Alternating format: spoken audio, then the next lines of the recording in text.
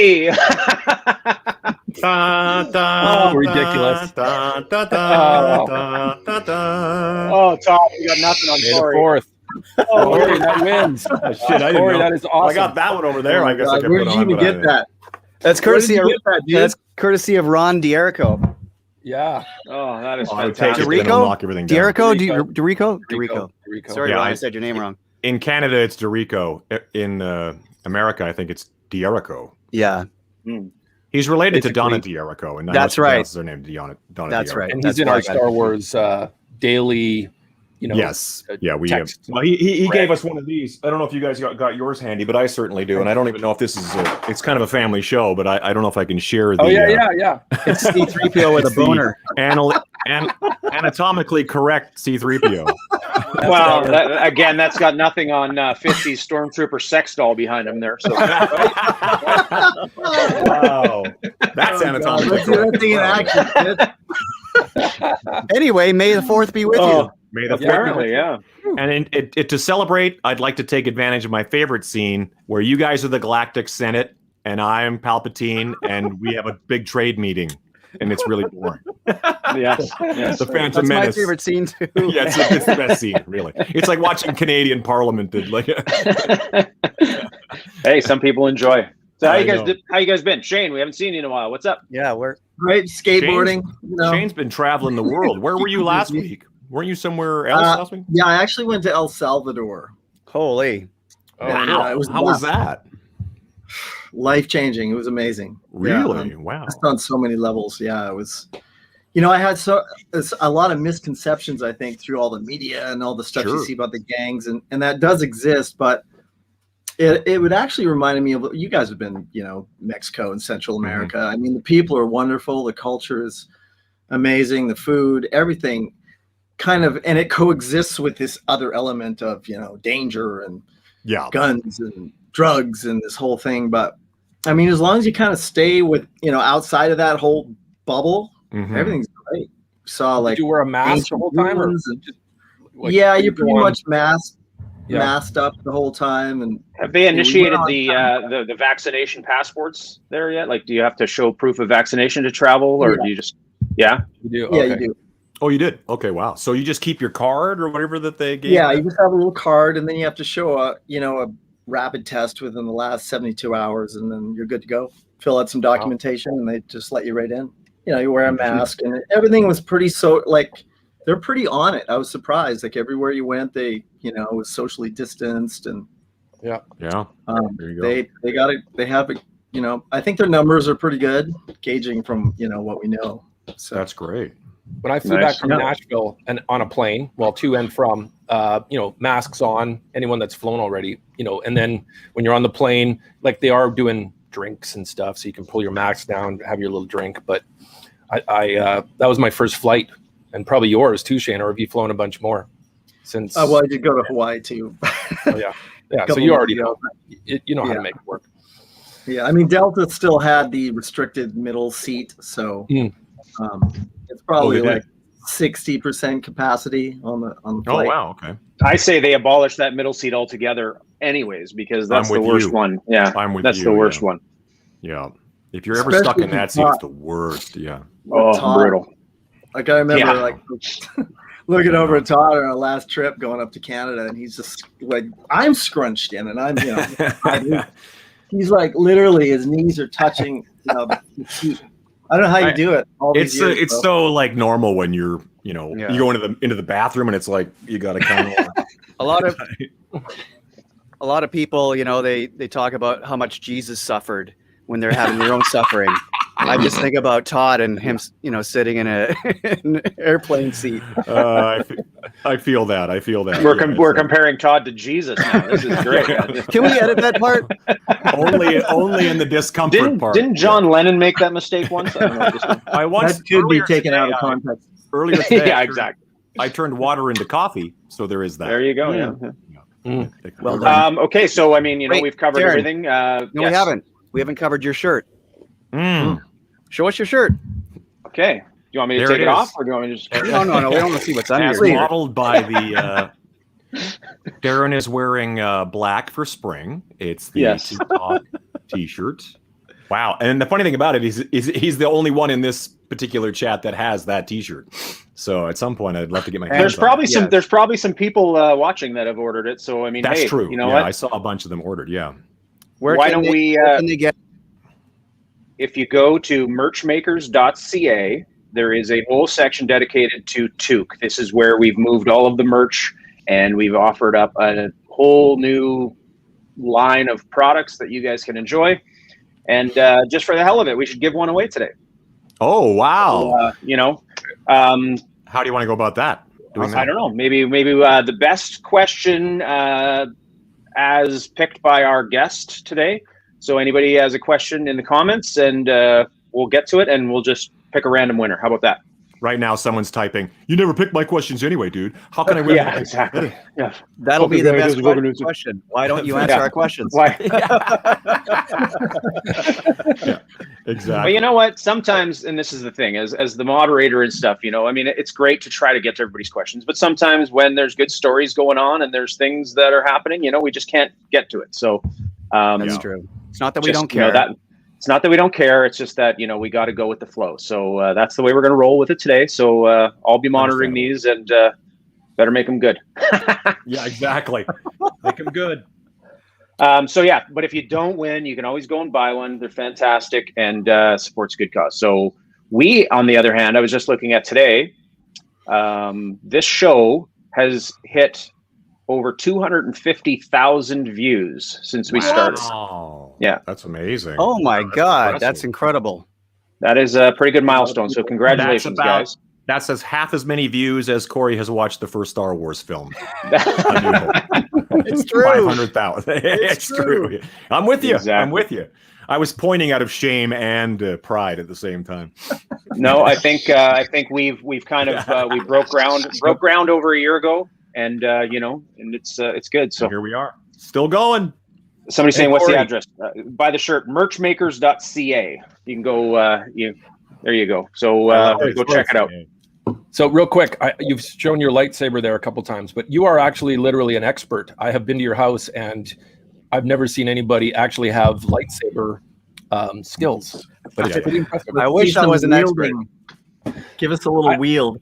Corey, There's no room in here. My friend Deneen for my birthday gave me a lightsaber, but I need you to help me put it together. So pretty awesome, right? It is. For my fifth- Well, a true Jedi would know how to assemble Check that. out my lightsaber, man.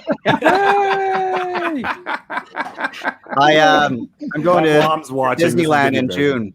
Oh. Jody and I are going to go see the ride we never saw when it opened last year. Oh, yeah, you have to. It looks great. Yeah. It looks so good. What ride is that? It was the one with the walker.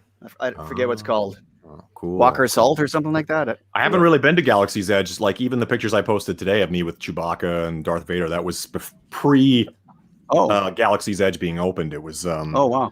They just had like a Star Wars stuff, but they didn't have the full I haven't seen the Millennium Falcon. I haven't seen any of that stuff yet. You'll find this surprising, but the vegan food at Disneyland is amazing. Yeah, I've been hearing that. Yeah. Yeah. Do they have Is it just as cheap as everything else there? Exactly. Yeah, of course. Yeah. It's totally affordable. Yeah. Here's a piece of celery, $40. We're swaying way off topic here. We told our guest he was only going to get 5. Now we've given him 10 in a game here, so we got to move. We got to move. Game suspension. All right. Yeah. We got a great show coming up today, and fantastic guest. Excited to have on another true Canadian rock singer and legend. He might be the best I guess hair guest we've had in a long time. I think so. Absolutely. Yeah, I mean, and all the videos I've seen, I think they win for hair flipping over you, Todd. I think he went. Oh, where do you think I stole it from? Yeah. Well, and apparently you guys drink the same water because you both look like you did in 1989, so it's okay. Right? This is all CGI right here. I don't know. Yeah. It's a filter. Yeah, Who exactly. wants to do the intro today? Todd, I guess we'll go to you, Sure. right? I'll do it. Okay. This guy, we've sort of crossed paths over the years. A big admirer of his, a great singer, still a great singer, still like top of the game. He fronted a band back in the day called Slik Toxik that took all the attention away from all of us that were doing it. Took all the girls away. I'm not bitter about it. He plays currently plays in a legendary group. Originally, Mike Reno from Loverboy was a part of it, but Moxy is one of those bands we've all looked up to and respected. He's done a million things, so let's get into it. Ladies and gentlemen, Nicholas WALSH. Yeah. Oh, look at that. All right. Coffee. That's awesome. Good, guys. I don't know. How you doing? Now, if we had a How mirror, are you? if we had a mirror, we could actually read that. I know. Yeah. Well, it's so funny because it's so far behind you, right? That it's actually in focus. Well, There you go. No, it was Yeah. all in reverse. It was like a Yeah. mirrored image of it. Oh, sorry. I I think thought you're- we were going back to what we were speaking about before. You know, our eyes, how they're a little bit grizzled and withered now. Oh yeah. I kind of think of it as like having like a Joan Collins lens on everybody now, so everybody just looks so great, you know. So we don't need beer goggles anymore. is what you're Yeah, saying. exactly. Permanent beer goggles I've got on. That's it. That's it. You know, I know you want to talk about music and stuff, but listening to No, you no, guys- there's no format here. You just Really? talk. Listening to you guys chitter chatter, I'm sitting here laughing by myself, you know, and I want to get in on the fun. I told Todd that weeks ago. I said, "Oh, it'll be great to have a few laughs with the lads," and here I am. So thanks for having me. Where are you right now, Nick? I am in Toronto. I am Scarberia. Scarborough it's called, but we call it perfect. Scarberia if you're from here. Of course. You were born and raised in that neck of the woods? Yeah, I was pretty much born and raised here, but traveled all over the place like you guys. Always Mhm. thought I'd find some place I liked better, and I never did. A lot of Toronto people are like that. It's been funny because we talked to the Billy Talent guys, Danko Jones, you know, those kind of guys. They've toured all over the place, but they always end up back in Toronto. And I think that's because Toronto is such a major center. You know, you have a theater district, you have like everything Yes. is there in a lot of ways. Well, So it's, you know, people always equate us to the New York of Canada, exactly. and that's why we also get a bad reputation because we're a bit loud and brash and all that stuff. Right. And you guys, like, all you guys had the choice of going here or going west, and you all chose west. What was it about the west that, you know, was a little bit more of a calling for you guys? I can only speak for myself. We talk about this a lot because I've often thought about like it would have made sense for us, you know, in the 90s to have relocated to Toronto because of the music scene, the music business, the labels and all that kind of stuff. But Bob Rock was what brought us to Vancouver. And so, you know, from Saskatchewan to Vancouver, and it was kind of like that was it. You know what I mean? And then Corey was right behind us, or you might have been ahead of us. I'm not sure how soon. Yeah, you were in right around the same time anyway, but I think I went for the geography, to be honest, just being close to the ocean and the mountains and stuff. And and then I got that gig with that Carson Cole guy who was based out of Vancouver. So that kind of There you go. confirmed my location. And Shane was briefly in Vancouver. Yeah, Really? like 2.5 years actually. How long? Really? For 2.5 years. Oh, 2.5. That's a good Yeah. stay. Yeah, playing with I think Paul. it's I think it's the geographic or the center line, right? I mean, depending where you are, you have to be kind of west of Winnipeg, and then you go west, and then it's kind of like that dividing, you know, line, you know, that sends people one way or the other. So Well, Is yeah, Winnipeg the center? I was going to point to Yeah. Fitzy and say, like, hey, what's the deal? You didn't come here, did you? He briefly Honestly, came to Toronto. I did in '95. I actually, because I had toured a bunch across Canada and had been and played in Toronto, Vancouver, but I decided I'm going to go to Toronto for 2 weeks, and if I get some sort of like speak to me moment, then I'm moving there. And I wasn't going to go to Vancouver. And I always thought, industry wise, I thought Toronto had a little bit of an edge, record labels, and it just had a real. And I always loved New York, as a kid, and all my favorite New York bands. But so honestly, I did the lap around Toronto, and I was looking for like dot connecting, and one of the only people I ran into, seriously, the whole time I was there, was Gil Moore. Oh, really? And I was like, man, I just couldn't. He's an easy guy to run into in Toronto. I've run into him in Toronto as well. Yeah. And And to then be fair, I think Sorry, Fitz spent 2.5 weeks at the Brass Rail. That's all. I was going to say, oddly enough, the only times I've ever run into Gil Moore were in situations where I would run into Gil Moore. and you guys are here on a trip, and you just happen to run into him, right? Like, you think it's just happenstance. There's a guy that looks like Gil Moore on every corner down there, right? Yeah. Gil Moore impersonators. Go get those things authenticated. Yeah, exactly. It's kind of like Spider-Man on Hollywood Boulevard. There's just a guy wandering, guys dressed up as Gil Moore and wander around Toronto. Yeah, exactly. Gil Moore is the drummer for Triumph, just for those who are following along. I don't know where. Does he still have the studio up there? Oh yeah. Yeah. Oh yeah. Metalworks isn't just a recording studio anymore. It's also, they've got the full-blown school there, engineering school. Oh wow. They've even got, well, obviously with COVID it's not happening, but they've even got production that they, send out for gigs and stuff. So it's turned into a huge thing. Amazing. Well, I think businesses like that are forced into, expanding, because obviously with home recording and technology, I mean, it has to go that way. So, but let's delve into what exactly you were talking about earlier. I mean, obviously music is a huge part of this show. What have you been up to lately? What's been happening? Well, for me, I've spent about the last 5 years doing a lot of work for Classic Albums Live, which is something I know Brent did a gig or two with them. I love it. It's super highbrow cool. Yeah. Oh yeah. So I've been doing a bunch of that. And one of the things that it's really given me is to sort of come outside my own skin. You know what I mean? Like, I get to sing some of the songs from classic albums that I grew up listening to. I had the opportunity to do a tour last year of A Night at the Opera, or sorry, the year before rather, Night at the Opera by Queen. Wow. And the thing about this production that makes it so unique is that it's all organic. We don't have, of course, when they're doing Floyd on the keys, they've got some samples and whatnot. Sure, yeah. But when we did the Queen show, I've got 3 background singers. The guitar players, we have 3 guitar players. They all sing. So like you've got the full choral thing going on stage. And there I am fronting it going, are you kidding me? Magnifico, ho, ho, ho, right? And so I've been doing that for a bunch of years. After Slik Toxik, which was, 30 years ago. I know, weird, right? I've done so many different things, played with so many different people.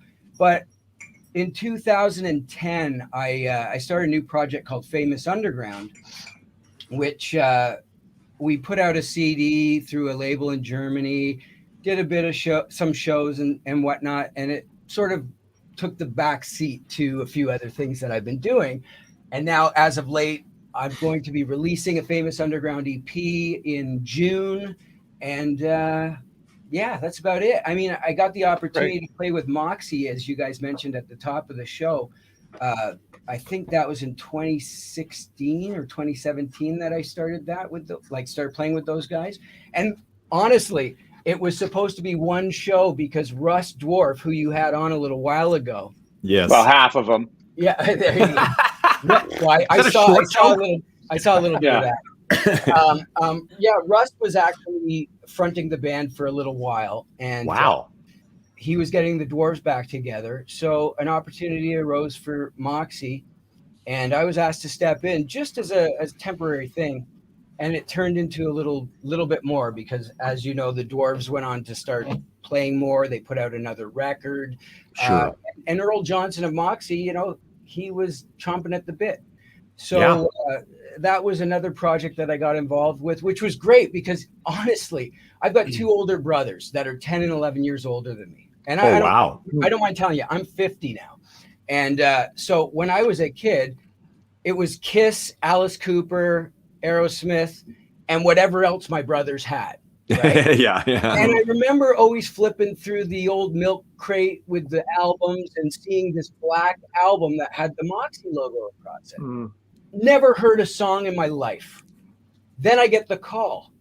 So I said, okay, well, I got to be honest with you. I tell this story to Earl, and I say, could you just send me some MP3s or something? Well, I'm going to have to get on that because he's not quite as technically inclined as the rest. Did he send you a cassette? That would be awesome. No, he sent me an 8-track. So I had to go downtown to a pawn shop. No. So, they send these things over. I'm in my backyard with my wife checking this stuff out. And I'm like, wow, this is like, how did I miss this? This is like Zeppelin, Aerosmith, AC/DC, all sort of rolled into one.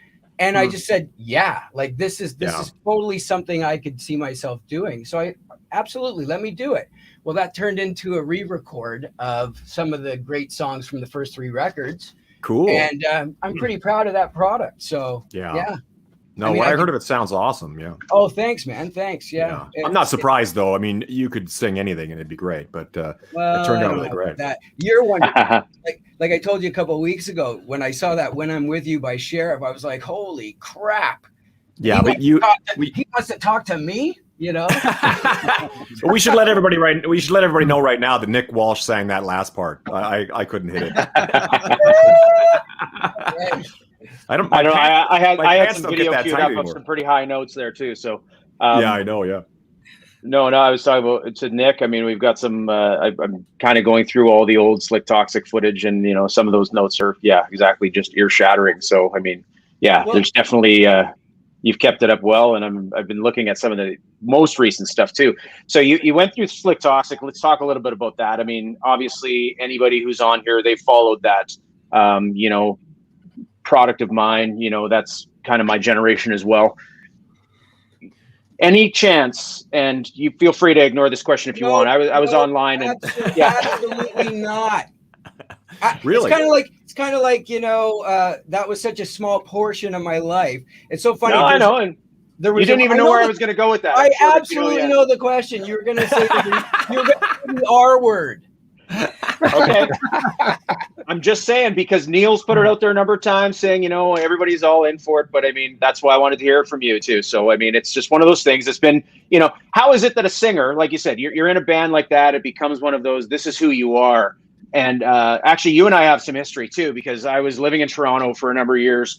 And we did lunch a couple of times with my good friend Julian Gruel, who, when you were working with the Raised on Mars product. I mean, we were helping promote that album, and obviously there was a couple of you guys doing that. So, I mean, how do you go from being in such an iconic role in a band and then try to carry on and do your own thing? Like, I mean, is it tough? Do people kind of stereotype you as that? Do they want to just do that? They want to kind of see the same. Darren, to be honest with you, some people do, but I was gonna when I knew where you were going with this. There was something I wanted to tell you guys. So there's a writer from Montreal, a guy by the name of Mitch Joel. I don't know if you guys ever did anything with Mitch back in the day. Yeah, I know Mitch. Yeah. All right. Well, he did this article for, I don't remember which magazine it was back in the day, like a Canadian music magazine. He did this article on us, and he had this statement, which I just laughed my head off when I heard this. He says, Slik Toxik did in 2 years what it took April Wine 20 to do. That's what he said. Wow. And I was like, what? So basically, all that hype that all you guys know was like a couple of years of my life. I'm 50 now, right? I know. And the truth is, you wouldn't be able to have an original reunion because some of those people have gone by the wayside. Like, I don't know where they are, what they do. Some have taken, a dark path, dark road. And so it's that. Like, even with Famous Underground, I'll pull out a couple of Slik songs because everybody knows me for that. And that's cool. Yeah. But as far as the whole, you guys have all been in bands, Corey, like all you guys have been in bands with guys that were your buddies and when you were very young. And then as you start to grow and you're touring and you're cramped in vans and buses and hotel rooms and stuff, you realize how much you start to change. Of course, yeah. We like, because you're still, in that formidable age, right? I was when we signed with EMI, I think I was 19. So when we were going down the first couple of tours, I wasn't even of age, right? Right. Yeah. So, as time goes on, people change, take different paths, directions. I said on some other interview something about how, the original Van Halen years with David Lee Roth and then the Sammy years, somebody told me that, do you realize like Sammy was with them longer than the first 10 year of David Lee Roth? And I was just like, of course. What? Yeah, that's pretty incredible when you think about it. Yeah. So the stuff that I've been doing after Slik Toxik, that is so far in the past. I have toyed with the idea, even with Neil, I've toyed with the idea of like my email, right? I'm not going to say what my email is, but Toxic as opposed to Toxic. Then I could get away with doing the material, not having to worry about, you know, having the original group back together and having to be in the same room with all these people day in and day out. Well, you know what? Inquiring minds always wanted to know. That's why I had to bring it up. And I know a couple of bands. No. I mean, there's a couple of smaller bands. Guns N' Roses and Eagles said the same thing. But I mean, hey, you know, we have to, just. There's a little bit of a difference between Guns N' Roses and Eagles. Okay. Hey, not to those guys who grew up in Southern Ontario and got to see this guy. Woo! You know, Meat Magazine, metal events around Meat Toronto. Magazine. Yeah, I probably have that in my house here somewhere. I do. That was a snapshot I had because I was going through my old Meat magazines, and most people don't know. Like Drew had a big hand in getting you guys going back then, did he not? Yeah. Actually, Drew really helped out with that whole. First of all, not just our band, but the scene. He used to write for I think it was Music Express. Do you remember that magazine back in the day? Yeah. And then he started this magazine, which was a little like if you look at I believe it's the first 3 issues, they were on newsprint. And yes, they were. Yeah, they were on newsprint, kind of like an old dandy or comic, if you guys remember those ones back in the day. Mm-hmm. But yeah, it was a newsprint magazine.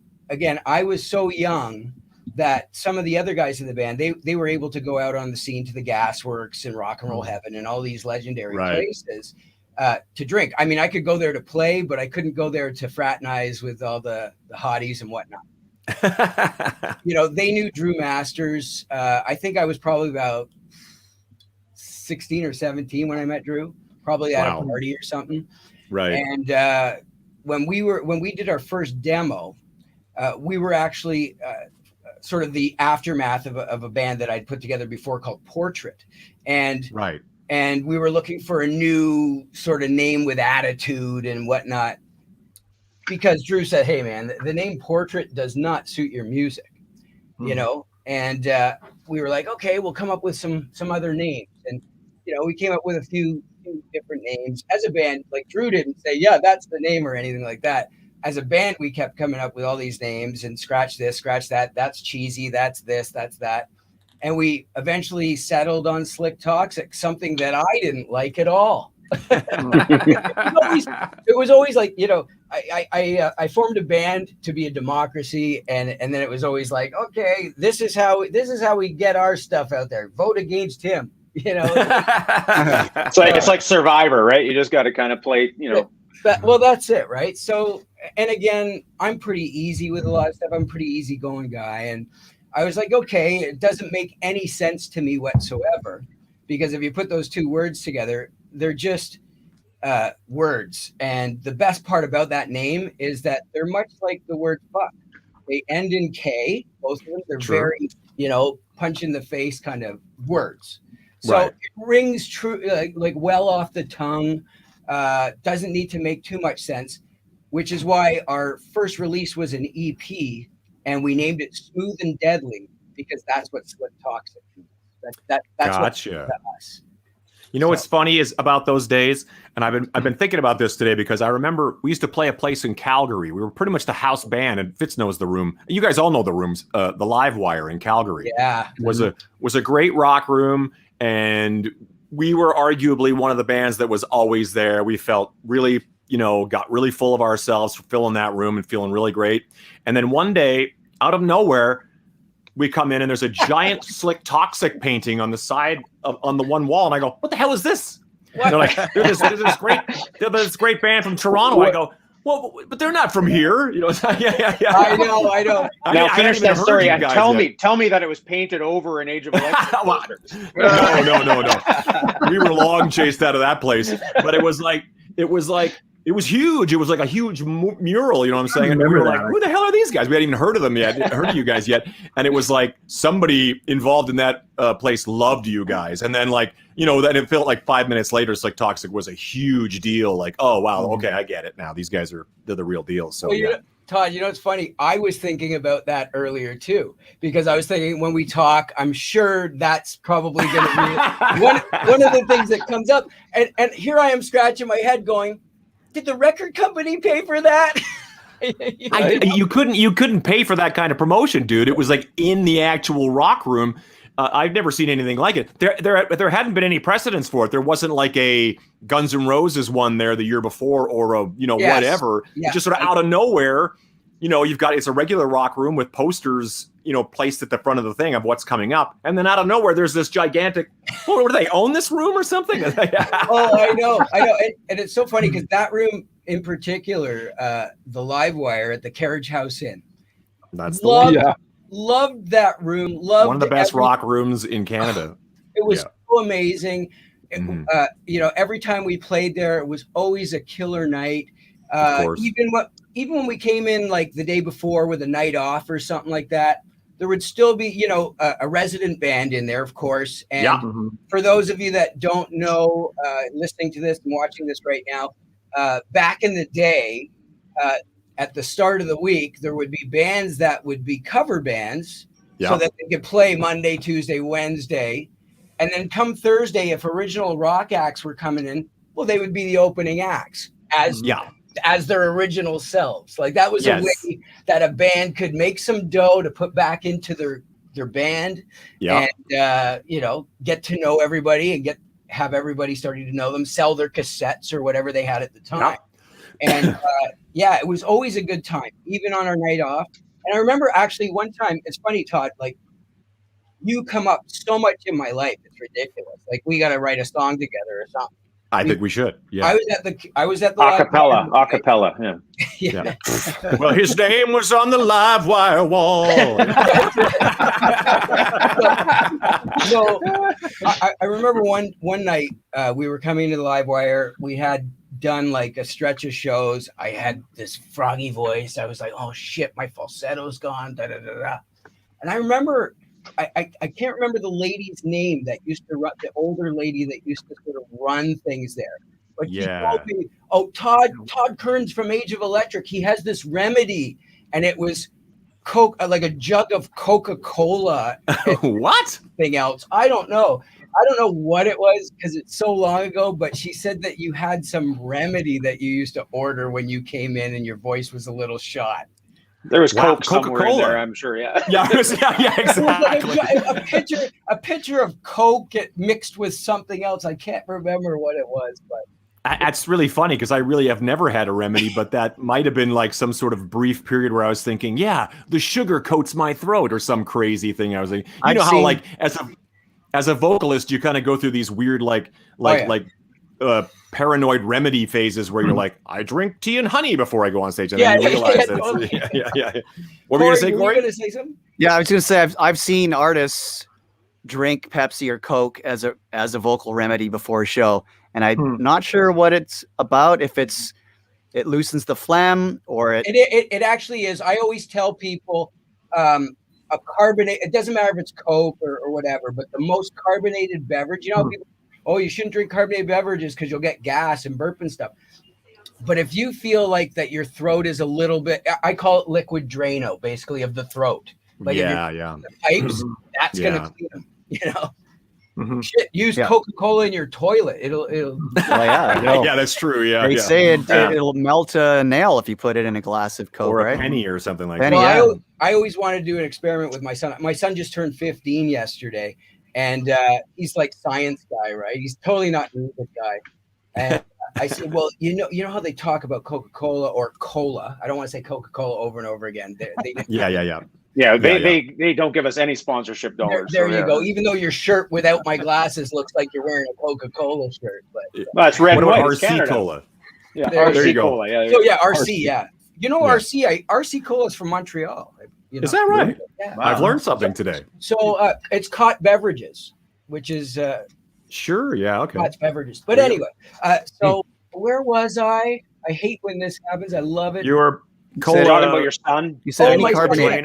Yeah. So I always wanted to do this test when he was younger, and he would never let me do it because he always wanted money from the tooth fairy.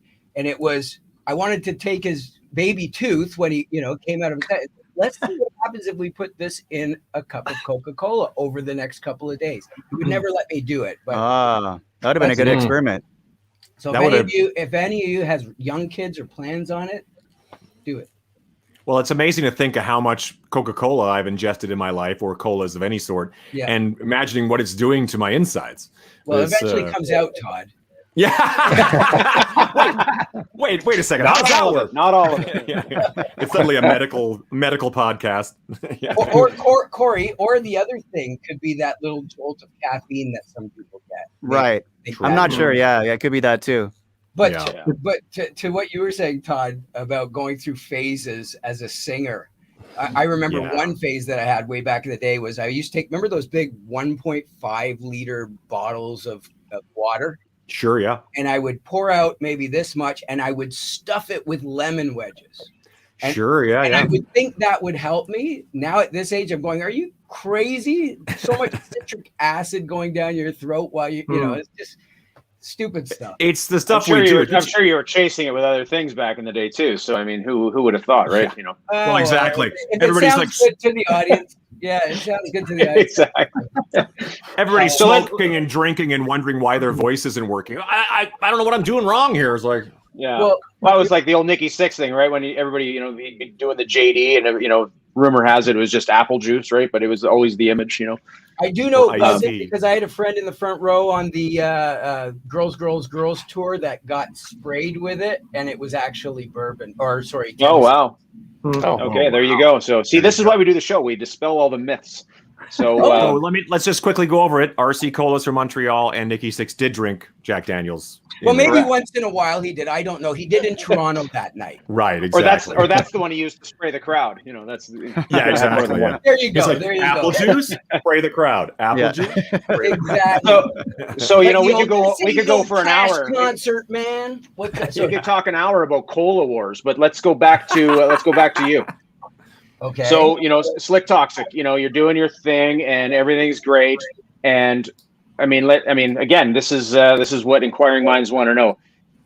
Came out of the gate strong. I mean, we all know that, obviously the turn of music at that time in the early 90s was kind of, where do you see Irrelevant as an album in terms of your career? Is that something like it just kind of didn't take? I mean, I know obviously after the Junos, we all know what happened. Was there a lot of label pressure there? Like tell us a little bit about that kind of part of your career. Okay. Well, not everybody knows about the Junos. It's a hell of a story. I don't want to bring it up because I didn't know Nick was, Yeah. Okay. I don't know the story. I don't know the story. Okay, Nick, I don't know what do you want to tell it or? I'll give it a sort of a washover. The Coles just notes. don't mention the city he came from because I'm from there and I don't want anything. Well, Thunder Bay. What? It's close to Winnipeg. That's like, You either go to Toronto or Winnipeg if you live there. Anyway, and I've been to both. So hey, we're good. So the deal with that was, we were on Capitol EMI Records. The pendulum had swung. Like, let me give you a little prelude before we go into writing this record or anything like that. So we had pretty much on tour because they waited a year till our record was released. Our record, our debut record would have come out before Use Your Illusions 1 and 2, I believe, and Slave to the Grind. So it was ready before those records came out in 91 or something like that. But ours was ready at the very beginning of 91, and they waited for a simultaneous release for the US and Canada. So that was a year, that window, which is why we ended up putting out an EP called Smooth and Deadly, because we had extra tunes that we had written and recorded in the studio for that record. And we wanted to get out on the road and start playing, building our following and all that stuff. So we put out Smooth and Deadly. But by the time, what's the album called? Doing the Nasty came out, which was, I believe, I want to say March, but it might have been May. I'm not sure if the single came out the single came out, I believe, in March, and the album came out May of 92.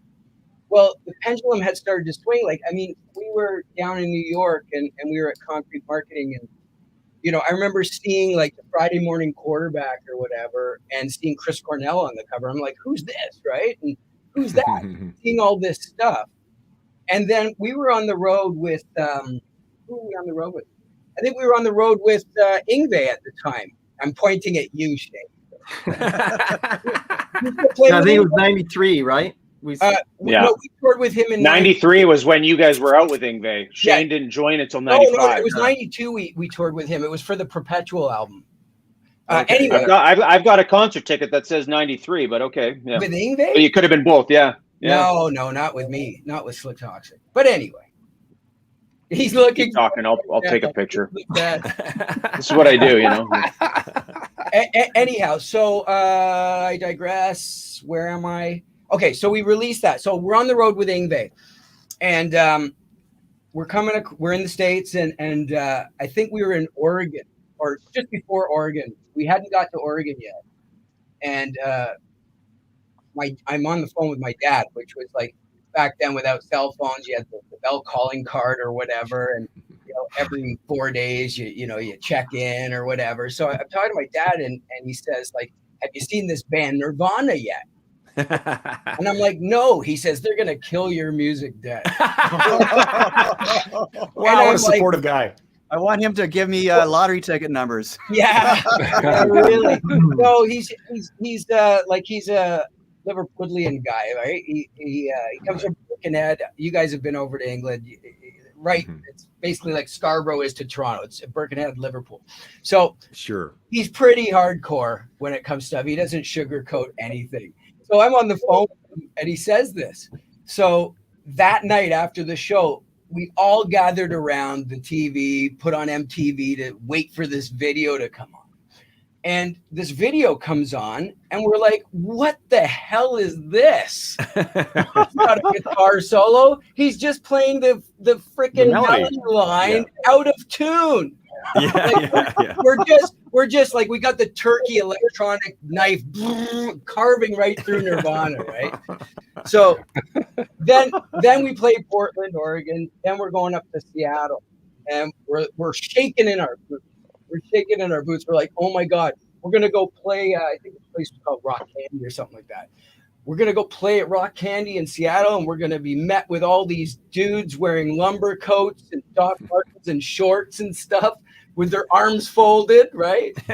So we had an in-store that day, and I'm just asking fans as I'm signing autographs, hey, are you coming to the show tonight? Yeah, is there going to be any grunge people, do you think, coming out? All this? They're like, that's just a little sect of the Seattle scene that happened to blow up, right? No different than in Vancouver. I'm sure you guys had the same thing. In Toronto, we had different sort of, like, I know the guys from National Velvet, but they were considered the Queen Street scene. We were considered the King Street scene, like, so there's a bunch of different stuff. So all the fans were like, you have nothing to worry about. That's just a little portion. I'm like, okay, because Queensryche's not grunge. Heart's not grunge. Like, there's some good music. Right. So, we played the show that night, and sure enough, there was still a bunch of long-haired rockers there, denim and leather and whatever else they were wearing at the time. But that's what sort of screwed that the pendulum had swung, and we were just like, okay, what do we do? So then the label for the next record, we had a full record ready to go. It would have been considered like doing the Nasty Part 2, right? Just before you go into this part of the story here, it's not very commercial break. No, it's just it's the retraction period of the show. I normally would never do this because if my wife's listening, I would never admit that I was wrong. But I'm looking at the concert ticket. It was 1992. Yeah, you're right. Okay. Wow. So I'm gonna go back and edit. What month? I want to know what month your ticket was. Thursday, May 28th, 1992. Where's the ticket? Let's see it, Darren. So that's almost what was it? 92. That's 9 years ago this month. 9 years. 9 years ago. No, I'm sorry. 29 years ago this month. Yeah, sorry. And just how old do you think you are, Kearns? Yeah, exactly. Hey, I've been frozen in carbonite. I'm okay. Okay, so the pendulum is here, and we're swinging back here. So part two of this story. So, we're in the rehearsal room. We got new songs. We're demoing new songs. We present these new songs, and basically, every label and their mothers at that time were looking for the latest, greatest Kurt Cobain or whatever was happening at the time. So they're telling us, oh, your music, needs to be more organic. And I'm saying, so what does that mean? Like a acoustic guitars and don't wash my hair? Like, I don't understand what you mean. Well, less screams, less. And I'm like, less screams? Have you heard Chris Cornell? He sounds like Glenn Hughes and Ian Gillan. Like, what are you talking about? Yeah. So this is the conversations that we're having, like, you know, our meetings with our label. And we're in limbo right now. And then meanwhile, our management at that time, you know, they sort of neglected us a little bit too, because they had a brand new alternative signing in I Mother Earth. So, you know, they were sort of receiving all the attention at the time, and we were sort of left with the scraps, right? And so their poster was going up over yours at this point. Is that what was happening? Yeah, the live wire. That's the live wire. I'm on Earth. Yeah. Actually, I think the live wire. And if you scrape down a couple of layers, it's like Yeah. Well, anyway, we had no animosity towards those guys because we were actually friends with them on the scene. You know how it is. Yeah, of course. When you're on the scene, you're all buddies and stuff, but the corporate aspect or the business aspect, those people behind the scenes are doing different things, you know? So anyway, fast forward, we present this music. They don't like it. They say, okay, we want you to, you know, try to update your sound or whatever the words are. Ouch. And we brought in a guy by the name of Glenn Robinson, who they had known at that time because he had produced the first Tea Party record. Okay. And so Glenn came up, and he'd also worked with a band that I liked because I'm a fan of like buzz tones and stuff. So I like stoner rock. So I was a fan of Caius. And that's how I recognized Glenn Robinson's name, because he had worked with Caius. Excuse me. So I was like, yeah, bring him up. Yeah. This will be cool. So Glenn came up, you know, me and him and Neil jammed in our rehearsal studio, came up with some ideas. Kevin was in there for a couple of the jam sessions. And, you know, we came up with a few ideas, co-wrote a song with him. He was helping us along, and everything was going really well. The label was loving the new direction. Fast forward to the Junos, right? So we weren't in the Junos that year, but of course we were invited as you know, one of the label's horses in the stable. And let's not take away, you guys were a Juno winning band, you know. Yeah. Okay. Well, yes, we are a Juno award-winning act. That was the year before. We had won for Hard Rock Album of the Year in 1992. We were up against all our friends, the Killer Dwarves, Sven Galley. I don't know who else was in the hard rock category, but because at that time the hard rock category wasn't really televised, right? So when we went up to get our Juno, the first words out of my mouth were, "I'd like to thank Rush for not putting out an album last year." that was the thing. But so yeah, fast forward to the following year, the Junos. It was, I guess it would have been the 94 Junos for 93. Like the records that came out in 93, they have it in March or whatever of 94. Right. So we're invited to the party. They send a limo, picks up the band at all our different residences. And unfortunately, at the time, I mean, some people could listen to this story and think, yeah, it's the thrill of rock stardom, or they could think that you guys were crazy or whatever. But unfortunately, at the time, our bass player, who's from where you're from, Thunder Bay, Ontario, Canada.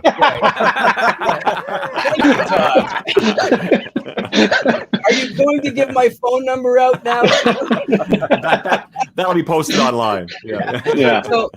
So unfortunately, he was going through some stuff. He had some, I guess you could say, disabilities, right? Where he was on some medications and stuff, and he had mixed them with alcohol while we were at the party. So I'm sober as a judge. Like I didn't have a drink or anything. And one of my guitar players is drunk, and he says, "Dude, I gotta like go like pass out in the limo, or else I'm gonna ruin things for everybody." And I'm like, "Smart move, bro. Smart move. Make sure he gets to the limo, go chill out." So then the next guy that's having problems, you know, he's walking around the park. I'm in a party with people like Malcolm McLaren and Robbie Robertson, and I'm hobnobbing with all these folks, right? Like, it's not just like hobnobbing with you rockers and stuff. I mean, like real fucking people. dudes. Yeah. You know what I'm saying? Dude? Lloyd Robertson. Robbie Robertson, man, and like, you know, and this, I wanted to show you guys this wonderful woman right here. Yeah, she is. Wow, that's great. Legend. You know, these are the people that I'm hobnobbing with. And Pat happens to be going up to people and just slurring all over them and everything. Oh no. And it got to the point where, you know, he needs to leave. I'm being asked to get him out of there. Right. So I tell him, listen, man, just go to the limo and crash out. I didn't literally mean crash out. Don't crash the limo. Yeah. So everything's great. He's there. We think him and Rob are going to be, you know, sleeping, having a good old time. I go downstairs. I'm sitting with Neil Busby, Tim Mitchell, and I don't remember the gentleman's name, but he was the guy that used to carry the big wooden stick from the Dream Warriors. Do you remember that hip hop band in the early 90s? Oh yeah. I remember them. Yeah, the Toronto band group. Yeah, so we're sitting around, we're having a laugh, shooting the breeze. I order a drink, you know. Thanks. Guy brings me a beer. Thank goodness I can chill out now. Dude, this is the funniest part of the story. The dude comes up to me, Major D comes up, past me on the shoulder. Excuse me, sir, are you from Slik Toxik? I'm like thinking, yeah, man. I'm waiting for him to give me a pen and a paper or something for an autograph. And he says, the two gentlemen you just escorted to the vehicle outside, yes, they've just written it off down the street. And I'm thinking, you're kidding, right? You're kidding. What? And he's like, no, you need to.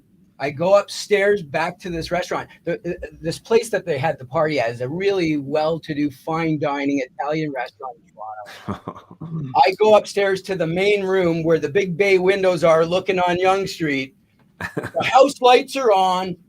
Everybody's up against the glass, looking outside. Like at that time, God rest his soul, Dean Cameron's sitting there staring outside the president of Capital EMI, Robbie Robertson, like all these guys are looking out the window. So rock and roll.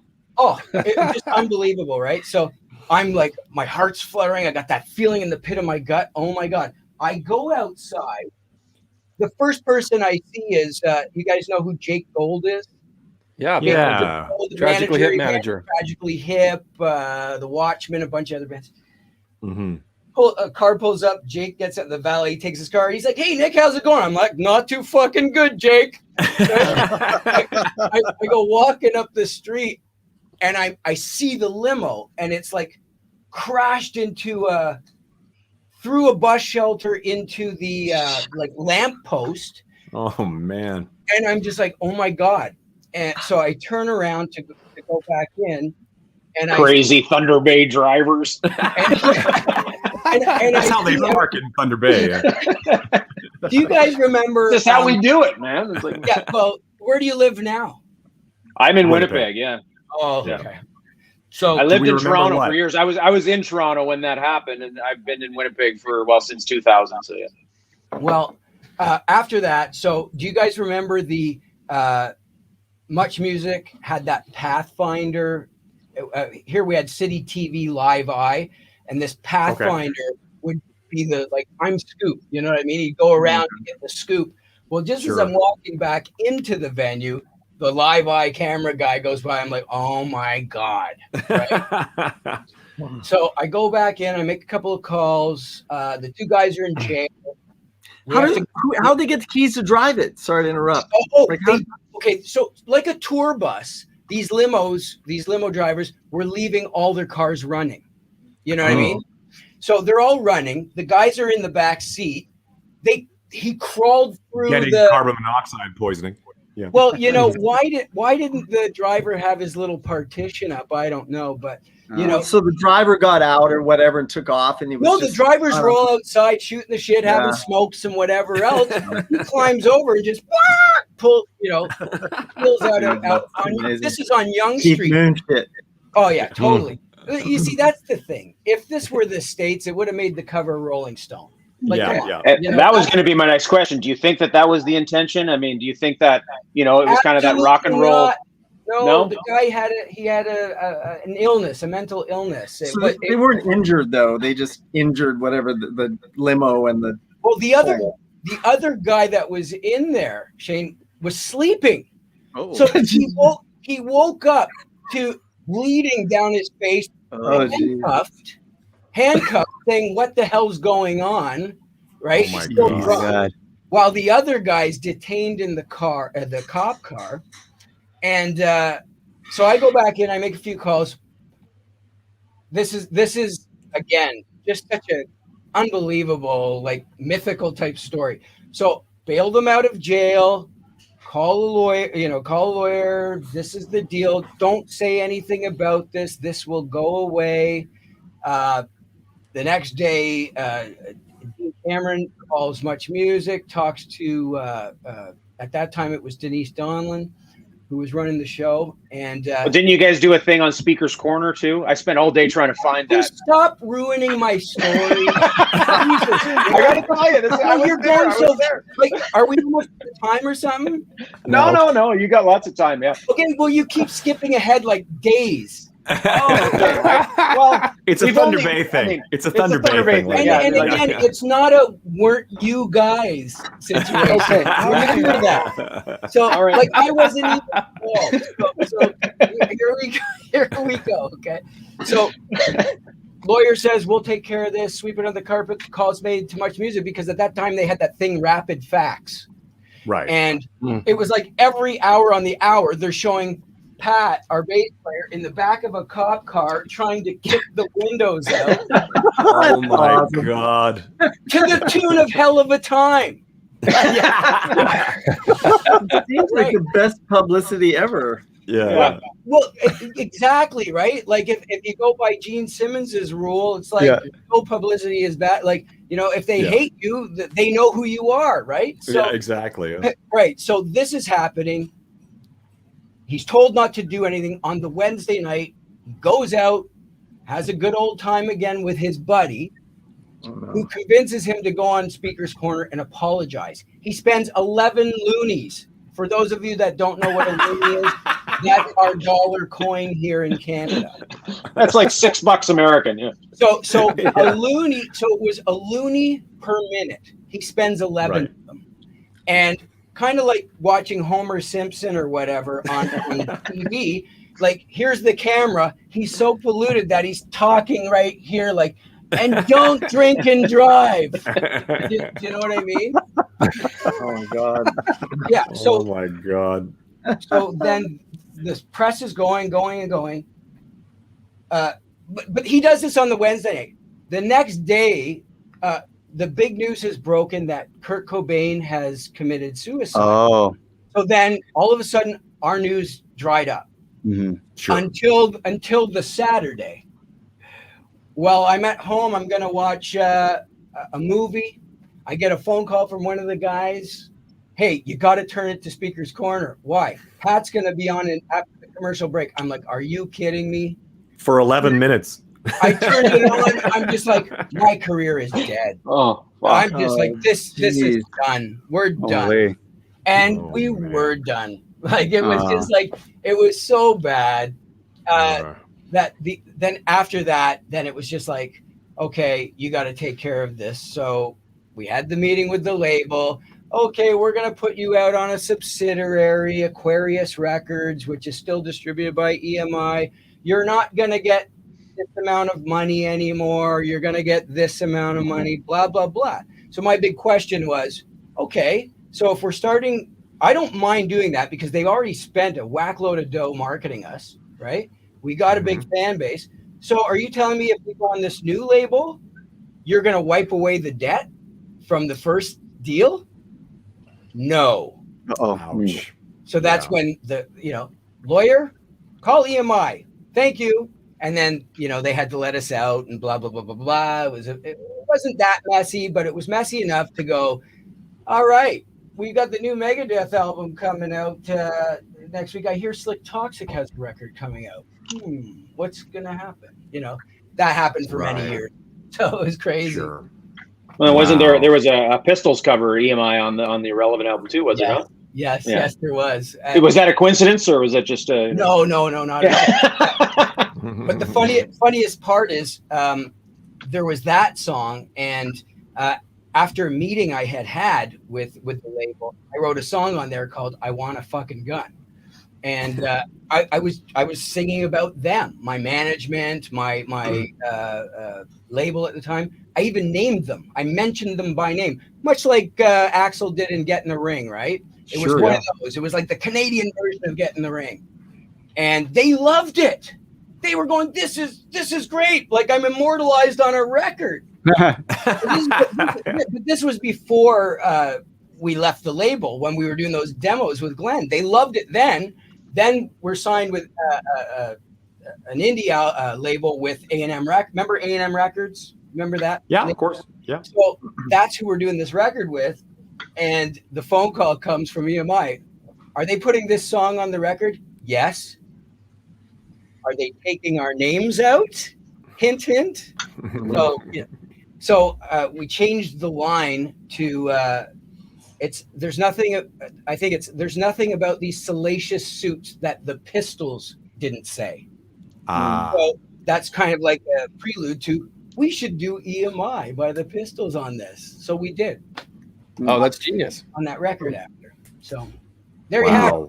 That's one of the best stories. That's one of the best stories we've ever had on here. Yep. And the pendulum swung completely. Yeah, exactly. So, and that's the thing, right? Because it was, I that was kind of like my era growing up. And I mean, it was, one of those things that, you guys were just on top of your game. And I mean, unfortunately, like you said, those fucking Thunder Bay guys, what are you going to do? Right? I mean, well, this, Nick, in short, this is why we never let Darren drive, you see.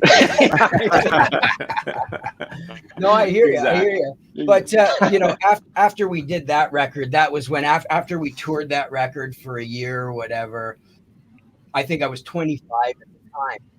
See that? It's like such a condensed little career, right? So I was 25 at the time, and that's when I said, guys, like, in a meeting, I went to a meeting. I literally could have said, here's some new tunes I've written, or go the opposite way. And I went the opposite way. I just said, guys, like, on this, let's try doing something else separately, because this is going to dog us, this reputation is going to dog us for a while. So that's. And what was your view of the album though? Because I mean, obviously, like you said, a lot of those songs were written prior to any of these incidents. Irrelevant. I'm sure like you kind of came out, with the unique cover, and kind of, was it a rebranding thing because the label? I mean, because there's some great material on there that, like you said, could have been a part 2 to the previous album, but it's just kind of the era and like. Well, it was a little darker. It was heavier. As far as the organic goes, we recorded all analog. Like the first record that we did our stuff at Phase 1 Studios. So the first record we did, obviously we used some Neve mic, like you guys know gear. So obviously we used like Neve mic pre's or we used other stuff, but we were recording through an SSL, and we mixed on an SSL, and we were using the first record was done on one of the first digital tape machines, the Mitsubishi 32 digital track machine. 32 tracks, guys. Wow. Yeah.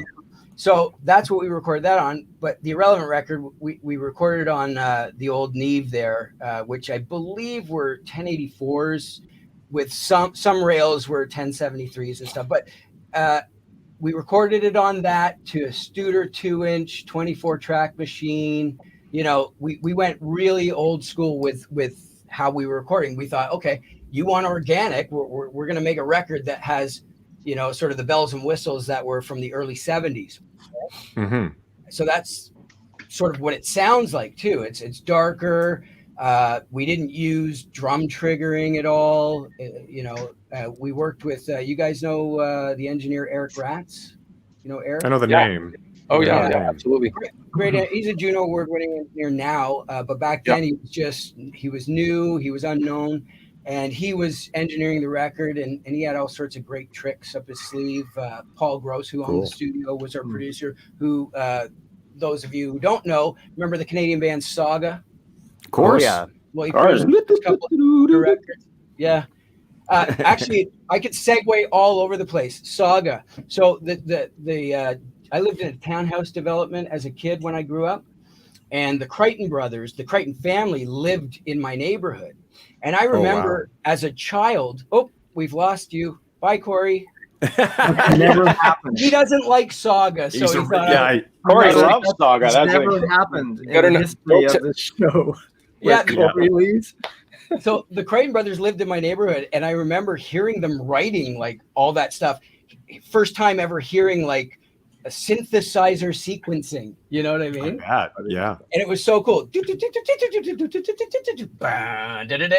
Like I'm hearing them writing this stuff as a kid, go knocking at the door with a napkin and a pen. Can you give me your autograph? You know, great. So, Amazing. That is amazing. Well, these guys have here. For some reason, the internet kicked me off. And I got to mention this. This is almost very Toque-like, this compilation. Oh, yeah.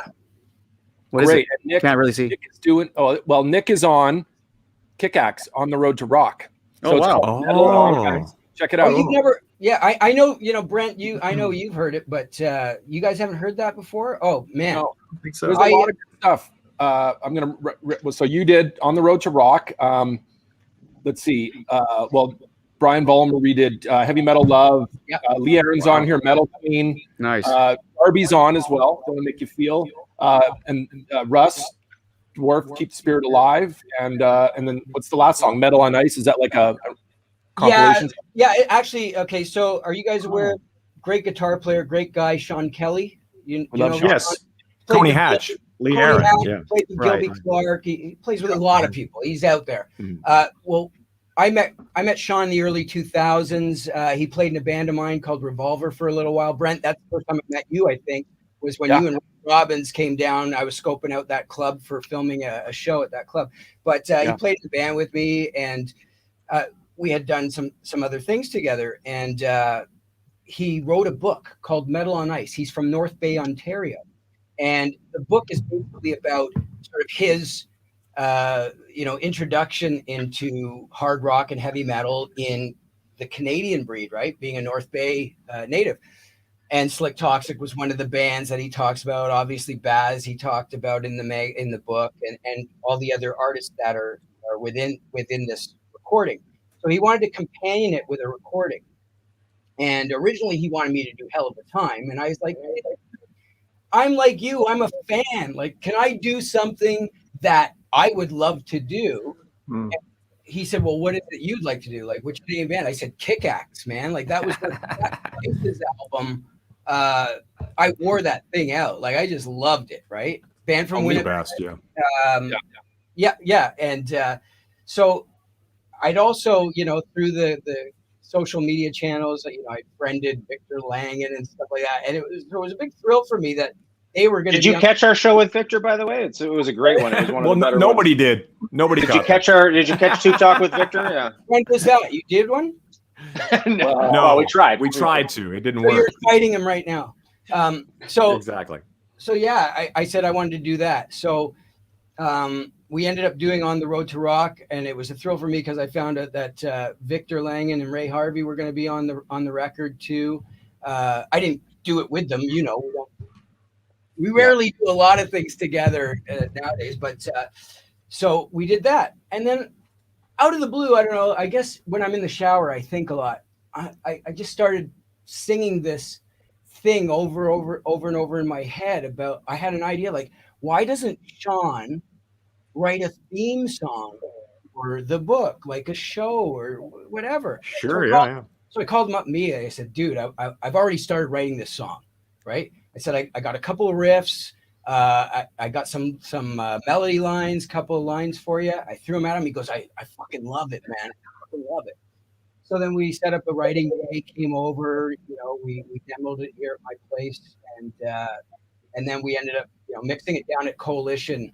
Those are the guys that manage like Our Lady Peace and whatever. They got a beautiful studio and school. And that's what everybody does now. They have a studio. They also have an engineering studio.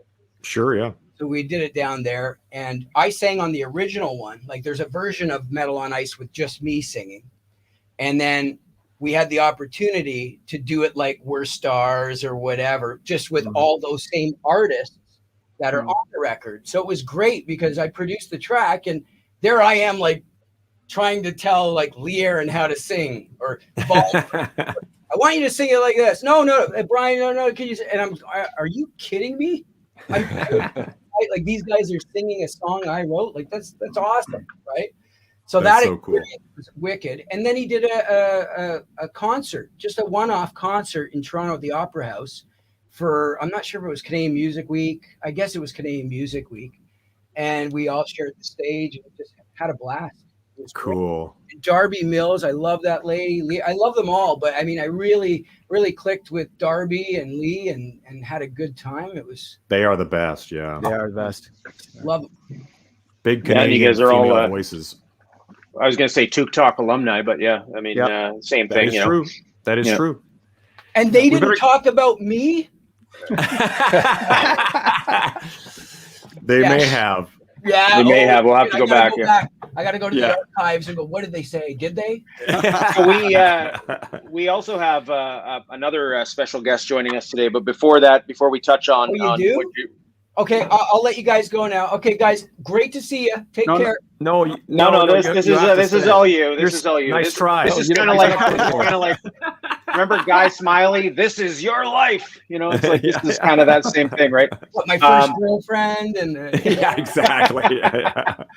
You have a daughter you never knew about. Yeah, not on TikTok. Exactly. Don't do that to me on TikTok. Well, I don't know. You guys saw that text I sent last night, Todd. I mean, I was watching Criminal Minds. That kid, I'm like, oh my God, is that Todd on Criminal Minds? I'm like, what the hell? Oh, it did. I was exactly like you, Todd. It looks exactly like you. Did you actually take a snap of it? Yeah, I did. Yeah. Oh, so it's only private. Oh, yeah. I mean, I didn't know. I mean, it was Todd probably has it handy there, but the kid looks exactly like you. He looks like me in the Enya video. I don't know. Yeah, I was going to say, it's like, look at that. Wow. I don't know. He's much bigger than I am. Where's his remote control? Beam. Well, you said hell of a earlier, right? So hell of a remote control. Exactly.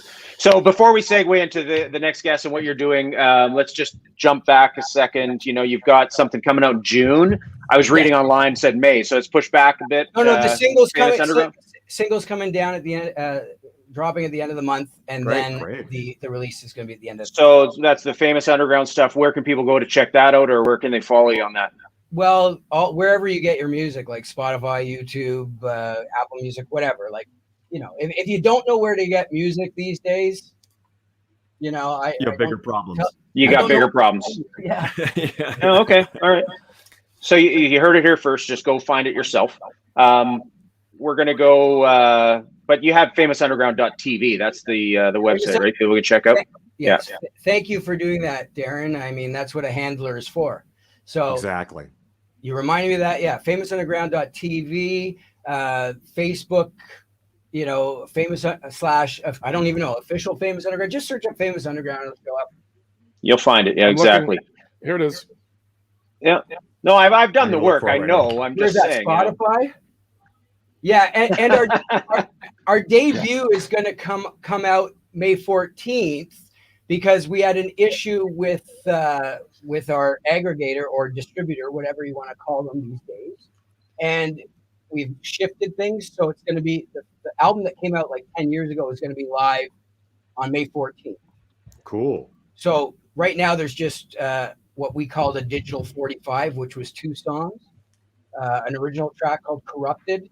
And we covered, we did a mashup actually. We did a cover of Megadeth's Peace Sells But Who's Buying. And in the middle of that, we do a mashup doing Get Up, Stand Up by Bob Marley. So cool. Wow. Nice. That's nice. And if anybody's interested, obviously the old catalogs of all the other stuff are there. We were actually, Nick, before you jumped on. They're actually not, Darren. sorry, that's a new segue too into something else. So Irrelevant is there because that was not an EMI product. That was through A&M, and we owned the masters for that. So for anybody wanting to check out Smooth and Deadly and Doing the Nasty, that's not available? It's going to be Universal Music is in the process. They will be putting it in. Right. Because even Irrelevant said it was 2015, which made me think you put it out in 2015, but it was actually in 95, right? That's 1995, I believe. But right. It got uploaded, I guess, by the exactly 20 years later. Yeah. Wow. I found a live video that I hadn't seen ever before, and it just looked like it was posted during the 2020 pandemic. So anybody who wants to head over to YouTube, you can see it. I'm gonna just play a clip of it here. If you remember this show. Let's see if we can spot the hair swinging here. Lots of hair flipping. 1, 2, We'll just 3.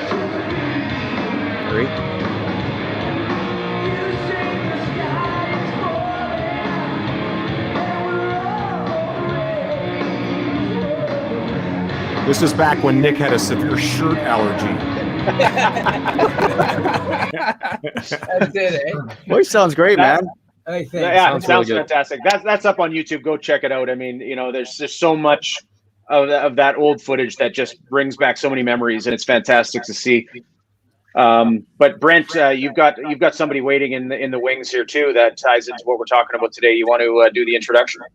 Yeah, well, I met Nick because of my friend Rob Robbins, who, and you guys go way back with the whole Toronto music scene, and without saying too much, like before Toque, Rob and I did a gig in Toronto at the CN Tower that was sort of like the idea, the template, similar to Metal on Ice and all that, and celebrating all the Canadian stuff.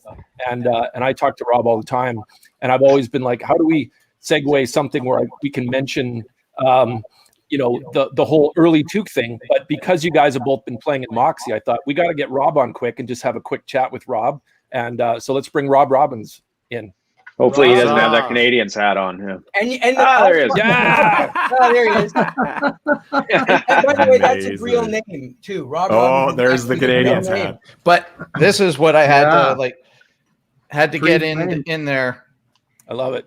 But show your Max Webster shirt, Rob. But this is for all the people that didn't know that there was a team before the Calgary Flames. They were the Atlanta Flames. That's correct. So and this is an original shirt from the 70s. The assistant symbol, the assistant captain wears an A just like that on it. I know. That's what's so cool about that. Yeah, and I know, Darren, you hate this one, but I've been a Habs fan since I was a kid. So I'll let it slide. Okay, we'll let it slide. Okay, what about the Max Webster shirt? Hold on, that. Thunder Bay doesn't have a team, so you have nothing to worry about.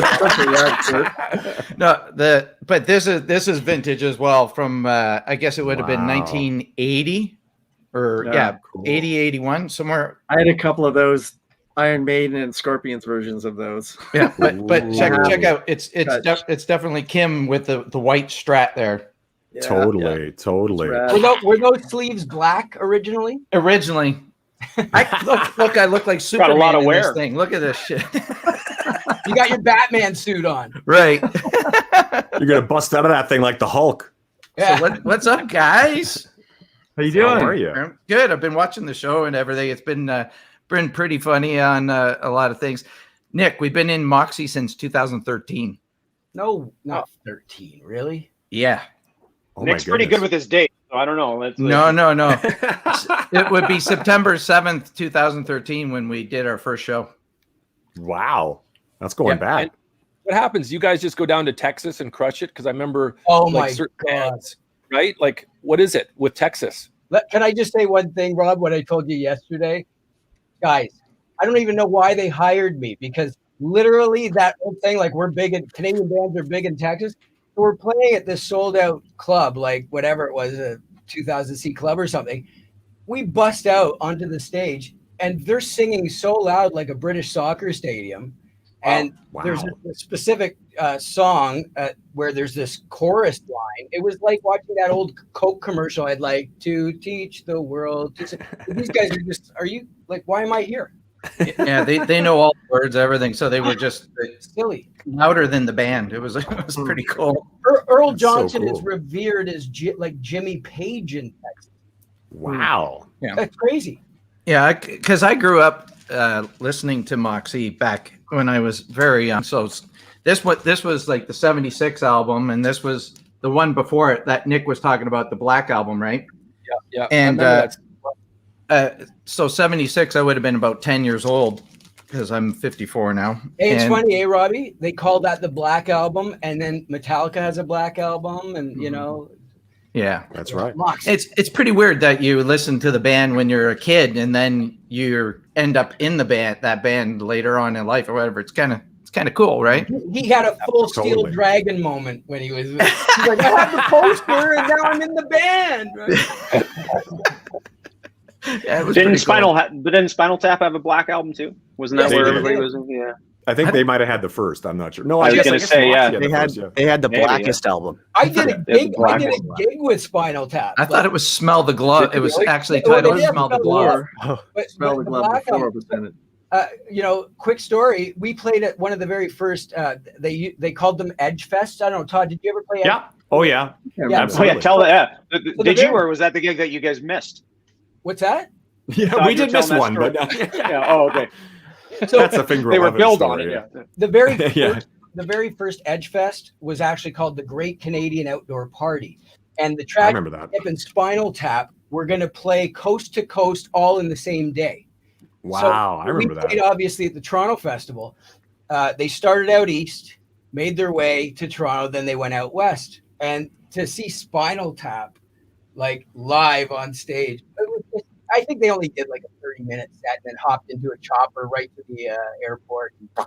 They'd have to make it work that way for all the shows. That's for sure. Apparently, just like in the movie with like Spinal Tap, Puppet Show and Spinal Tap, that thing. When we were doing our first tour, I guess it was the Invade tour in the States for doing the Nasty, everywhere we played, the Tap were either just before us or just after us. But we'd go into like the green room or whatever, and there would be like Spinal Tap's, schedule, or see them on the marquee coming 2 days after and all this stuff. But we were really hoping that we would sort of coincide with them somewhere, like maybe meet them at the hotel, kind of like right.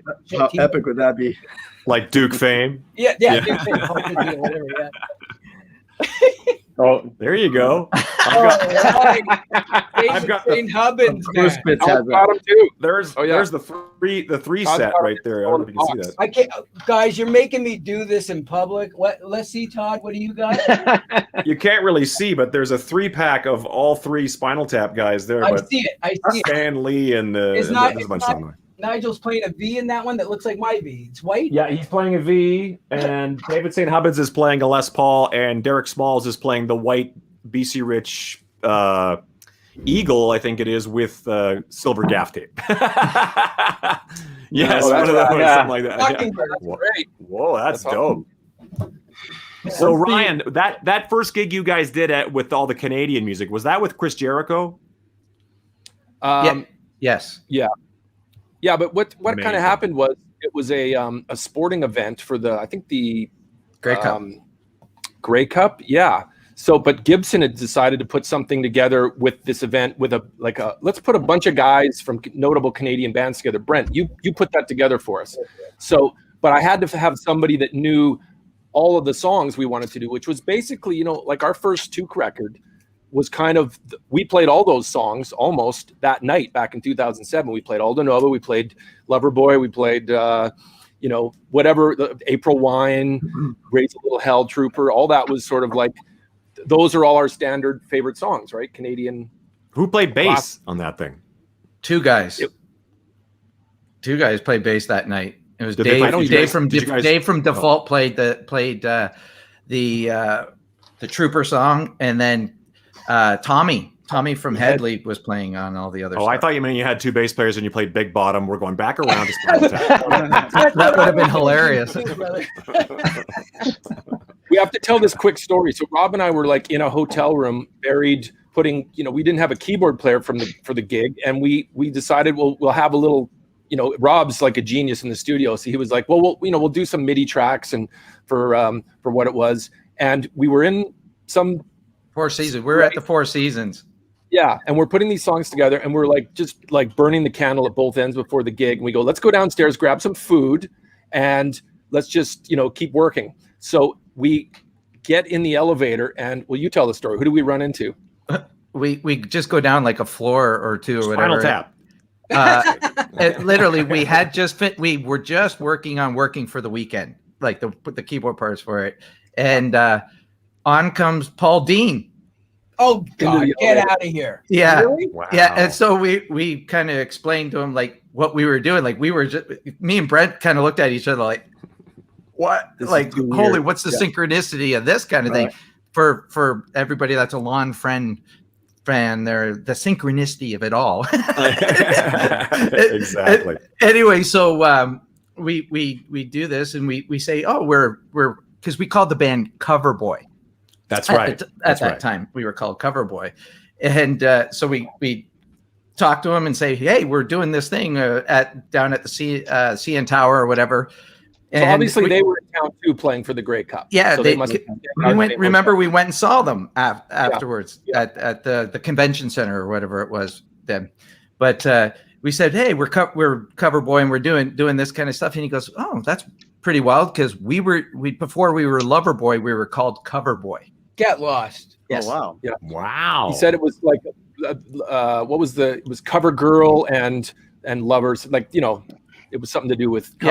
Because they wanted to be like Cover Boy because of the Cover Girl or whatever. Yeah. And then what did we do, Fitz? You got handed a no, we went and drank like five crafts of coffee with Paul Dean shooting the shit. Yeah. But like, that sounds whole about right. Moment, it was kind of to me, I was like, oh, we got to start, like continue this Canadian, celebrate all our heroes and guys we grew up with, and having, tons of coffee with Paul Dean was like, okay, so we'll do our gig. And I always kept that in mind, like down the road, we're going to. The seed, huh? Wow. It kind of was. Yeah. So, and Rob and I sort of put that together with a little guest bunch of guys. And then, Todd, the story is the next year we did it together in Calgary. That's right. Yeah. But we didn't do it at the live wire because Slik Toxik had taken over the live wire, and I think we weren't allowed in the building anymore. Oh my God! Well, we were talking about all the Calgary. You guys, when you were electric, you guys were in Calgary all the time. And I remember actually, I think with Shane, you used to play in the AC/DC tribute band, right? Okay, there all the time too. Okay, so here's a little small world here. I was on tour with my old band Steel Lily out west. I remember Steel Lily. We got double booked at the Beverly Crest with you guys. Really? Yeah, dude. And it just came to my memory, like, oh yeah. So who won the gig? Who did the gig? Slik Toxik. Honestly, the Crest. Yeah, the Bev Crest. That would have been Crest, I think we only played like a handful of times. That was the one gig that it was a good gig, but it wasn't like, it would be at the South Center Inn or something. Was that the one in Edmonton? Is that Edmonton? Yeah. Okay. Yeah. It was east of the Northlands Coliseum, way out east there. I forget what that road was or avenue. Yeah. Nick, were you like who got the gig? Crossroads. Yeah, we had to like split up who and we were most of the time we played before you guys. So it was I in the band then, or was that like what year was that? That would have been because I joined '89 and they'd already been like 80. It was '89 or '90 when we did this. Ask Darren. It's '93. Yeah. Oh yeah. Here we go. That's awesome though, man. Darren's gonna get his ticket out for the Steel Lily Hell's Bells tour. Yeah. Exactly. Brent, what? Were you through like on the West Coast? Because a lot of all of us guys were very, very active in the like kind of like later 80s before the 90s. Yeah, just back and forth across Western Canada for sure. Yeah. I don't know. Did you ever go out to Vancouver back then? Oh yeah. We played 86th Street a couple of times. That was a big place. Yeah. That was a good gig. We played the Commodore Ballroom. Is that still there? Like, I don't know about some of these rooms still going. Yeah. And there was another one that we played that was near there called, I'm not sure, maybe you guys can help me out because you guys are Vancouver guys. I want to call it like the red light or the gas light or something lamp. There was gas light. I don't know. Yeah. Well, there's a lamp. There you go. The sound pump. There, That's right. That's nothing gone. to do with a light, right? Yeah, Nothing yeah. to do with Sound pump. In-gas There pump was was the a big deal, Orpheum yeah. Theater too, just down from the Commodore, right? The Orpheum. Yeah, and the Vogue That's still Theater there? too. Those are all still there. Yeah. Yeah. Wow. Yeah. Yeah. So we played out there, and then we played up in like Chilliwack, Kamloops, Kelowna. Sure, yeah. We went across to Victoria. We played all those places numerous times. Mm-hmm. Iggy's in Kelowna. Iggy's. I remember that place. Iggy's, Yeah. Oh yeah, that place is scary, man. My eyes are always drawn to this shirt, Rob, that you're wearing. Like, it's like, I know that it says Max Webster, but to me that says Hot Rod. I'm just waiting for you to stand up in a kilt. Oh, that looks exactly like. Yeah. Hey, I have the one. Roddy Piper right there. I have the shirt from 1979, like from the tour before that, the Million Vacations tour. But like, this is already small enough. Like, it's tiny. It would fit like I was a little skinny kid at the time back then, so I would have been like grade 8 when I went to see those guys. So I was trying to find my Slik Toxik shirt today because I know I have it somewhere, but I couldn't find it. But it's the one that, what does it say? Fuck you, we're from Canada on the back. That's Remember right. that one? That's right. So There actually, you with go. my famous underground band, we've sort of taken a bit of a nostalgic approach with one of our shirts. We've got our logo here, Toronto, Canada, it says, and on the back it says, because I'm a little older, so that's a little crass, right?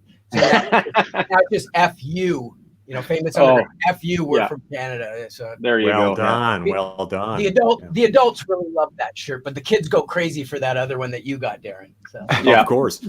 Those are the ones that got you in trouble. Sorry, when you guys were talking about Iggy's in Kelowna, I got a quick story. So my older brother was road managing the band Slik Toxik at the time, and again, payphones and stuff. So he has to make. We're in the venue doing sound check or getting shit together, and there's something wrong, right? Like, I don't know, they have the wrong monitor system, or you know how it is. So we're standing around. He's got to use this phone because he's arguing with people in there. So he goes outside, and this is how scary Kelowna can be outside of that Iggy's place. He goes outside. There's like a 12-year-old kid on the payphone. And he goes, "Hey, kid, excuse me, man. Do you mind? Like, I'll give you the money back for your call, but I really need to use the phone." Fuck off, mister. He goes back to calling. It reminded me of, have you guys ever seen Trading Places? I'm sure you have. Yeah. Clarence Beek's on the phone. He says, "The eagle has landed." And the lady comes up, "You've been on the phone for 10 minutes. Hold on a second. Fuck off." He gets it was like right out of there. So, and then he goes back and like, "This kid just told me to fuck off," right? Well, it's a tough town. There goes our chance to monetize this episode. Well, why didn't you tell me, man? I'm only doing that because Just kidding. It's all good. Corey's the bean counter, eh? Just have you seen Todd's C3PO? I know. It was over with the C3PO boner, right? Well, and the life-size that sex doll stormtrooper. I mean, look at that. There you go. How do you even get that thing There you around, go. Fitz? Oh my God. My height. It's like my size, literally. I just noticed that. I thought originally, again, no glasses. I thought that was in front of Brent. I thought that was like a prop up here. Now I'm seeing it's behind you. Holy Yeah, dude. That's how they get Shane on the plane for free, because he just dresses up in that and Brent brings it on his carry-on. No, I could literally get in that. You could use that to go on the 407 here. Oh yeah, for sure. There you go. Carpool lane. Like The good old pay Larry lane. David. Pull the Larry David, put the blow-up doll beside you. Yeah. Exactly. You know, guys, we've been going. We could go for hours, but I promised at the beginning of the show we were going to give away some Toque Talk merch, and we're going to send you guys some too. So hang tight after we go off the air here. But let's throw out a question, Nick. What do you want to? I mean, we were kind of just ranting, and I didn't really pay attention to a lot of the questions that came in. But let's throw it out. Somebody in the comments, give me the first single off of the Smooth and Deadly CD, or actually first track, I guess, as you could say. First person in the comments going to get the first track on the. God, he's a cheater. He's sitting there looking at the phone and getting all the answers, right? First person in the comments going to get themselves a Toque Talk shirt. So we want to thank you guys for hanging with us for hour and a half. This has been a good one. Really? Yeah, this has been a great one. Love the stories. Love hanging with you guys. It's been fantastic. All the best. And, whenever things open up, hopefully we'll see you out there live. And you guys will never be doing this show again, is what you're telling me. This is our last episode. No, you know what? This started, and we're going to be like, I don't know. Mac has, I don't know if we're going to go on a technicality there. Okay.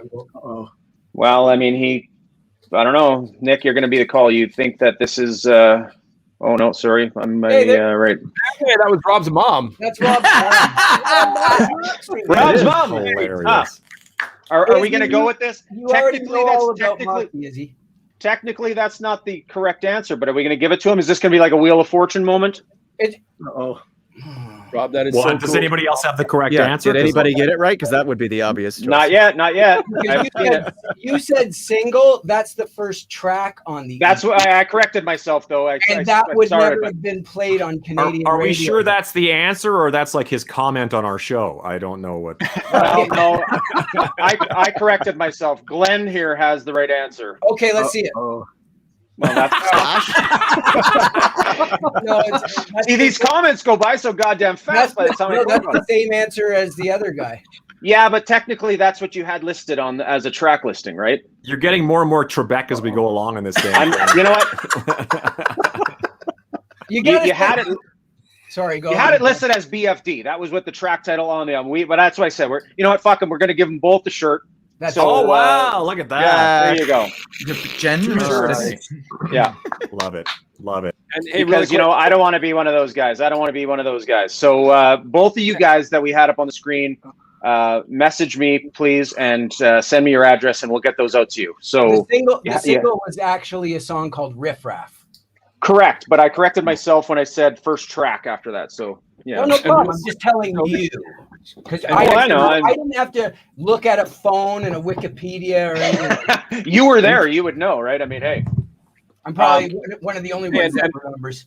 Anyway, everyone can hear Nick. We're gonna have to get you back on for one of our Jeopardy sessions.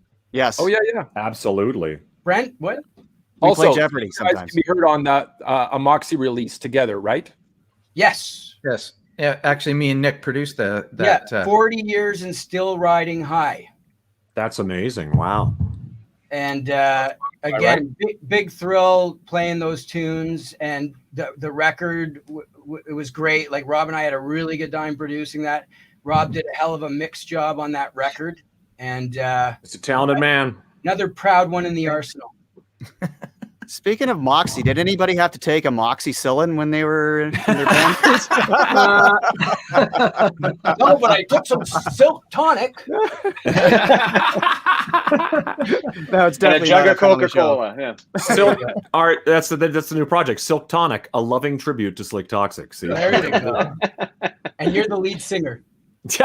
No, I can't do that. Been a blast, guys. So, always, gentlemen, always. We got to go Costanza, go out on a high note here. So everybody, thanks for tuning in. And everybody hit the high note. Come on. Hey, yeah, good one. Yeah, there you go. All right.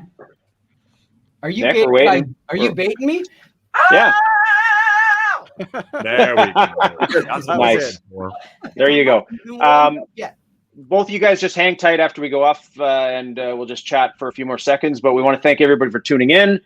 I want to thank Rob, and especially we want to thank Nick for hanging with us. And it's been a blast. Tune in next week, same time, same place. Well, we've always been doing this for 2 weeks until we flatten the curve. Same Toque time, same Toque channel. By the way, I like the new intro. The new intro is awesome. I like that. It's dope, right? It's great. Yeah, man.